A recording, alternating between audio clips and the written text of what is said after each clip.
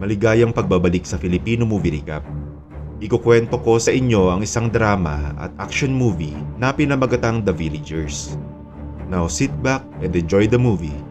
Sa simula ng pelikula, makikita natin ang isang estudyante na may pangalang Suyon habang naglalakad sa isang tulay sa kalagitnaan ng gabi. Kinakabahan siyang sumakay sa isang sasakyan at dinala sa kung saan. Lumipat ang eksena sa isang lalaking boxing coach na may pangalang Gichol. Pumasok siya sa isang restaurant, dala-dala ang napanalunang tropeyo ng kanyang estudyante sa pagiging first runner-up sa isang kompetisyon. Yun pala, panalo dapat ang kanyang estudyante ngunit pinapanalo ng isang opisyal ang kalaban dahil sa pera. Uminit ang ulo ni Gichol dahil hindi siya pumapayag na dinadaya ang kanyang mga estudyante. Nang sinubukang makipagtalo sa kanya ng opisyal, bigla niya itong sinuntok at na-knockout gamit lang ang isang suntok. Subalit ang lalaki pala ay ang Vice President ng Boxing Association at tinanggalan ng lisensya si Gichol sa pagtuturo ng boxing. Nabahala ang kanyang kapatid na babae dahil hindi ito ang unang beses na natanggal si Gichol sa isang organisasyon dahil sa pagkakasangkot niya sa away. Pagkatapos ng ilang buwan, nakahanap ng trabaho si Gichol bilang gym teacher sa isang high school. Habang papunta na si Gichol sa bayan, biglang pumutok ang gulong ng kanyang sasakyan. Habang naghihintay sa pagdating ng tow truck, napansin niya ang isang poster tungkol sa nawawalang babae na si Suyon na nakita natin sa simula ng pelikula. Nang makarating siya sa bayan, nakita niya ang isang grupo ng estudyante na binubuli ang babaeng si Eugene, ang best friend ng nawawalang babae. Sinubukan silang awatin ni Gichol, ngunit sinabihan siya ng mga bully na huwag makikialam sa kanilang ginagawa. Pagkatapos nito, nilapitan siya ng kanyang dating estudyante na si Dongsu at sinamahan siyang mamasyal sa bayan. Pumunta si Eugene sa lola ni Suyon para kamustahin ang matanda na sobrang nag-aalala sa pagkawala ng kanyang apo. Silang dalawa lamang ang nagsusumikap na hanapin si Suyon dahil walang pakialam ang mga pulis sa kaso. Pumunta siya sa kwarto at naalala ang masasayang sandali na kasama ang kaibigan. Bigla niyang natandaan na nagtatrabaho ang kaibigan sa isang club at nagpa siyang pumunta doon para mag-imbestiga. Ang sumunod na araw ay ang unang araw ni Gichol sa trabaho. Pinakilala siya ng kanyang superior sa mga kasamahan at inassign sa tabi ng art teacher na si Jisung. Maliban sa pagiging gym teacher, siya ay itinalaga bilang isang student din. Inutusan siya ng kanyang superior na mga olekta ng tuition fee sa mga estudyante na hindi pa nakakapagbayad. Ngunit nang sinubukan niyang kolektahin ang pera sa mga estudyante, walang ni isa man lang ang sumunod sa kanyang utos. Naabutan niya si Eugene sa labas, ngunit pati ito ay hindi rin nagbigay sa kanya. Pagkatapos ng ilang sandali, napansin niya itong tumatakas sa bakod ng eskwelahan. Sinubukan niya itong sundan sa bayan, ngunit na-distract siya ng isang claw machine at sobrang natuwa nang manalo ng isang stuffed toy. Sa ibang lugar, nakita ni Eugene ang pangangampanya ng isang politiko na may pangalang Mr. Kim na siya ding principal sa kanyang paaralan. Lingid sa kaalaman ng karamihan, isa siyang korap na opisyal at masamang tao. Nahanap ni Eugene ang club kung saan dating nagtatrabaho ang nawawalang kaibigan. Nagtanong siya sa loob kung nakita ba nila si Suyon, ngunit wala siyang nakuhang tiyak na sagot.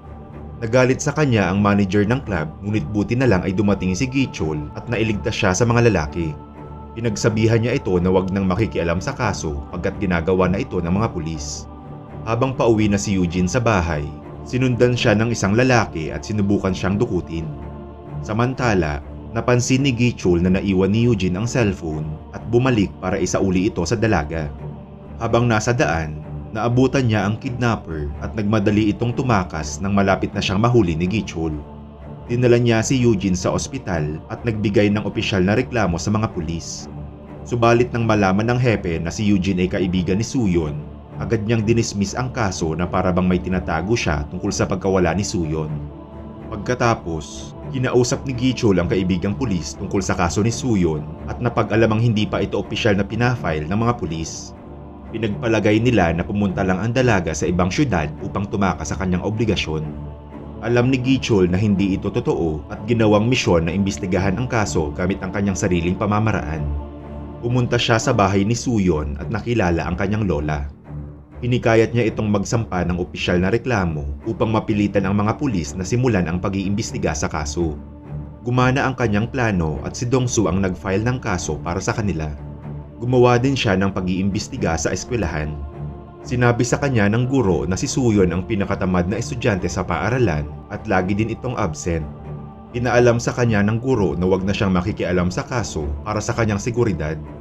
Narinig ni Eugene ang pag-uusap nila tungkol sa kanyang kaibigan at pinaliwanag kay Gichol na nagsisinungaling ang lahat na guro para pagtakpan ang tunay na dahilan sa pagkawala ni Suyon. Pagkatapos nito, nahuli ni Gichol ang isang grupo ng estudyante na naninigarilyo sa banyo. Habang sinusubukang hanapin ang pakete ng sigarilyo, natagpuan niya ang isang hidden camera sa loob ng banyo.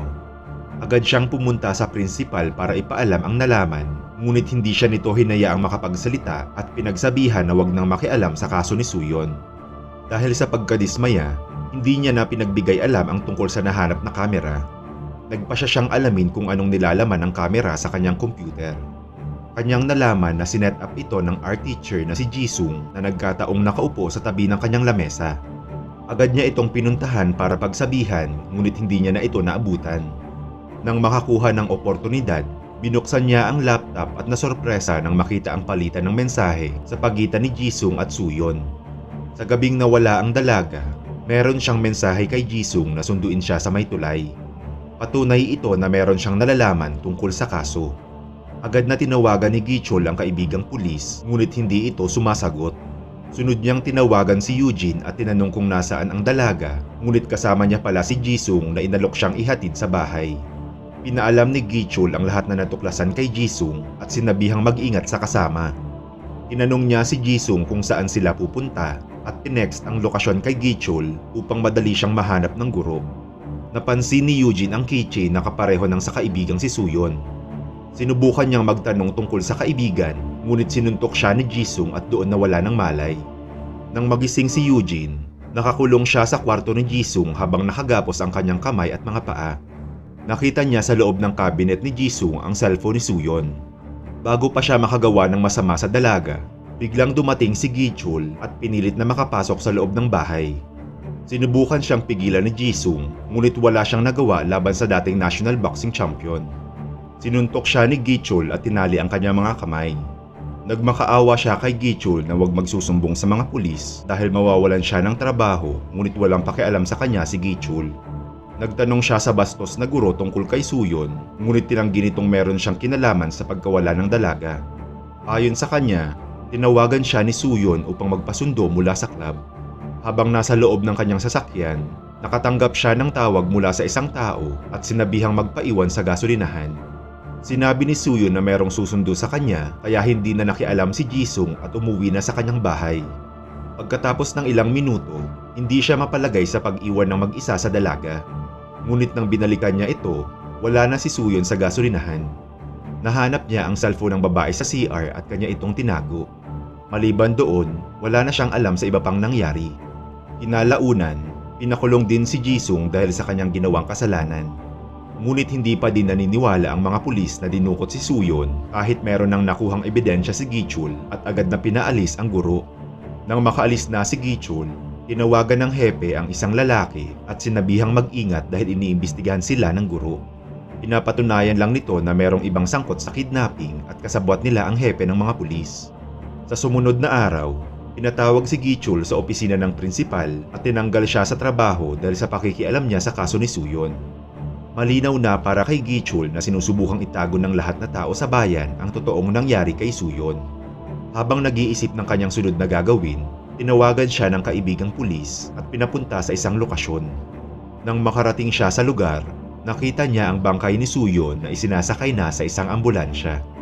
Magulhol sa pag-iyak si Eugene dahil sa pagkamatay ng pinakamamahal niyang kaibigan. Nang makita ito, na-realize ni Gichol na maaaring pinupuntirya ng mga killer si Eugene dahil malaki siyang banta sa kaso. Pagkatapos nito, pumunta sila sa ospital para bisitahin ang may sakit na lola ni Suyon. Mas lumala pa ang kanyang kondisyon nang malaman ang tungkol sa pagkamatay ng kanyang apo. Sa kabilang banda, narinig ni Dongsu ang pag-uusap ng kanyang superior at nalaman na tumatanggap ang hepe ng pera mula sa principal na si Mr. Kim upang pagtakpan ang kaso. Nagpasya si Dongsu na gumawa ng sariling imbestigasyon at ninakaw ang cellphone ni Suyon sa istasyon ng pulis. Pagkatapos niya itong maipaayos, nabasa niya ang mensahe ni Suyon para sa isang babae mula sa club na may pangalang Yisul. Agad niyang pinaalam kay Gichol ang tungkol sa babae, ngunit pagkatapos lang ng kanilang pag-uusap, biglang may pumukpok sa kanyang ulo mula sa likuran. Pumunta si Gichul sa club at kinausap ang babaeng si Yisul. Binunyag ng babae na dating part-time singer si Suyon sa kanilang club. Sa araw na siya'y nawala, sina Mr. Kim, ang chairman ng club at ang hepe ng mga pulis ay nagiinuman sa club. Habang siya'y nagpe-perform, nakatanggap siya ng tawag galing sa ospital at pinaalam na may sakit ang kanyang lola. Nagpaalam siyang umuwi sa chairman ngunit sinimulan siya nitong pagsamantalahan. Sa huli, nakatakas din si Suyon at nalaman ni Mr. Kim na estudyante siya sa kanyang paaralan. Agad niyang pinahanap ang babae upang hindi makalabas ang insidente dahil makakaepekto ito sa kandidatura niya sa eleksyon. Nang makita ni Gichul ang mga tauhan ni Mr. Kim, mag-isa niya itong nilabanan upang makakuha pa ng mas maraming impormasyon. Pagkatapos nito, tinanong niya ang leader kung bakit nila pinatay si Suyon. Umamin ang lalaki na sinundan niya ng gabing yon si Suyon, ngunit hindi siya ang responsable sa kanyang pagkamatay. Sa katunayan, natagpuan niya si Suyon sa isang public bathroom habang sinasakal ng isang lalaki. Ang taong pumatay sa kanya ay walang iba kundi si Jisung. Anak siya ni Mr. Kim at hindi natatakot sa kahit na sino dahil sa impluwensya ng kanyang ama. Umiibig siya kay Suyon ngunit nang tumangging magpagalaw ang dalaga, uminit ang kanyang ulo at pinatay ang babae. Pagkatapos itong matuklasan, tinawagan ni Gichul ang pulis na si Dongsu at nalamang nakalabas na ng kulungan si Jisung. Ibig sabihin lang nito ay nasa panganib na din ang buhay ni Eugene. Nang hindi sinasagot ni Eugene ang kanyang tawag, dali-dali siyang pumunta sa bahay ni Jisung. Nangyari ang kanyang kinakatakutan nang dinukot ni Jisung si Eugene at dinala sa ibang lokasyon, ngunit napahinto nang biglang dumating ang kanyang ama sa bahay. Dahil ayaw niyang ipaalam sa ama na dinukot niya si Eugene, kinulong niya ang babae sa isang aparador. Galit sa kanya si Mr. Kim dahil sa mga problemang kinakasakutan ng kanyang anak. Inutusan niya si Jisung na pumunta na sa Amerika at wag nang bumalik. Dahil dito, inakusahan siya ni Jisung sa pagpatay kay Suyon. Sa flashback, nabunyag na pinapunta si Mr. Kim sa public bathroom para ayusin ang gusot at doon na lamang buhay pa din si Suyon. Para pangalagaan ang kanyang reputasyon, pinatay niya ang kawawang dalaga at tinapos ang sinimulan ng kanyang anak. Pagkatapos niyang makaalis, inatake ni Eugene si Jisung at nagawang makatakbo sa labas, ngunit madali din siyang naabutan ni Jisung. Malapit na sanang patayin si Eugene nang biglang dumating si Gichul at nailigtas ang dalaga. Pagkatapos napulbusin si Jisung, dinala niya si Eugene sa ospital dahil lubha siyang nasugatan. Habang naghihingalo, nagawang masabi ni Eugene na si Mr. Kim ang totoong pumatay sa kanyang kaibigang si Suyon. Sa kabilang banda, nanalo si Mr. Kim sa eleksyon at nahalal bilang mayor sa bayan. Napanood ni Gichul ang balita sa TV at napuno siya ng galit.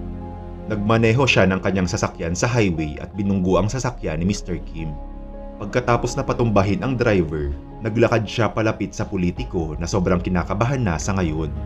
Sinubukan niyang takutin si Gichul na isa na siyang mayor, ngunit walang pakialam si Gichul sa kanyang estado at binasag ang salamin ng kanyang sinasakyan.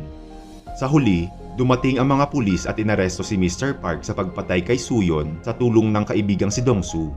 Sa sumunod na araw, ang katotohanan tungkol kay Mr. Kim at kanyang mga kasabwat ay nakarating na sa balita at napawalang bisa ang kanyang pagkapanalo sa eleksyon.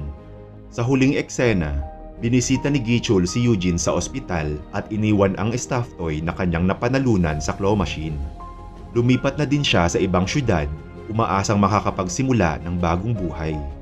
Shoutout kay Chez Rosales, Arm Fighter Philippines, JV Madriago, Marina Dipona, Aldrin Aki, Pirate Gamer 123, Fernando Jokton, Kojakers TV, Anime Recap Tagalog, at Munifa Monib. Thanks for watching.